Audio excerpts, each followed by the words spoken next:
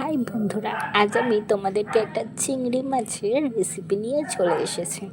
দেখো, প্রথমে চিংড়ি মাছগুলো খোসা মাথা যা পারবে সেগুলো গায়ের থেকে খুলে নেবে। তারপর সেগুলোকে ভালো করে জলের মধ্যে দলাই মলাই করে নেবে, যাতে ওর গায়ের বা মাথার মধ্যে যেন কোনো নোংরা না থাকে।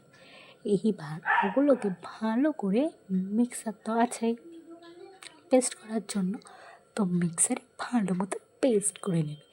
আর যদি বাড়িতে শিলনোড়া থাকে তাহলে তো কোনো কথা নেই, কিন্তু আমাদের তো নেই, তাই আমরা কী করলাম, মিক্সারেই পেস্ট করে নিলাম।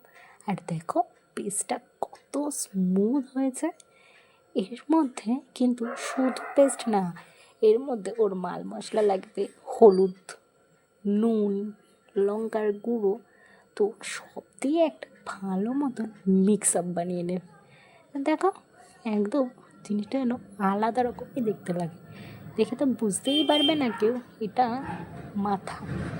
এর মধ্যে কিছু তরকারি তো দিতে হবে, সেই তরকারিগুলো কেটে নিলাম। আর বেগুন, আলু, সিম যা শীতের সবজি পাবে সেগুলোকে কেটে ধুয়ে নিয়ে নেবে আর দিয়ে দেবে। তারপর আছে, দেখতেই পাচ্ছ, আঁচ হচ্ছে ভালো। আর সেগুলোকে একটুখানি ভেজে উল্টে পাল্টে নিলেই গেল। তার সেগুলোকে তুলে নিলাম।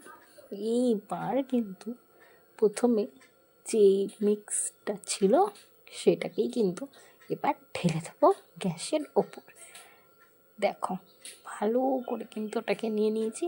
আর অনেকে ছেঁকে নেয়, আমি আর ছেঁকে ঠেকে নিয়ে ওর মধ্যেই দিয়ে ভালো মতন ওটাকেই, আর যে ভাজা সবজিগুলো ছিল সেই ভাজা সবজিগুলোকে নিয়ে ওলট পালট করে, আর যদি মনে হয় স্বাদ মতো চিনি দেবে তো একটু দিয়ে দেবে, দিয়ে ব্যাস রান্না হয়ে গেছে। এই দিয়ে একদিন ভাত খেয়ে দেখো বন্ধুরা, দেখবে সারা জীবন ইলিশ মাছ, চিংড়ি মাছের পাতুরি তো খেয়েছো, এটা খেয়ে দেখো, আলাদা রকমই স্বাদ। উফ, সেই স্বাদ।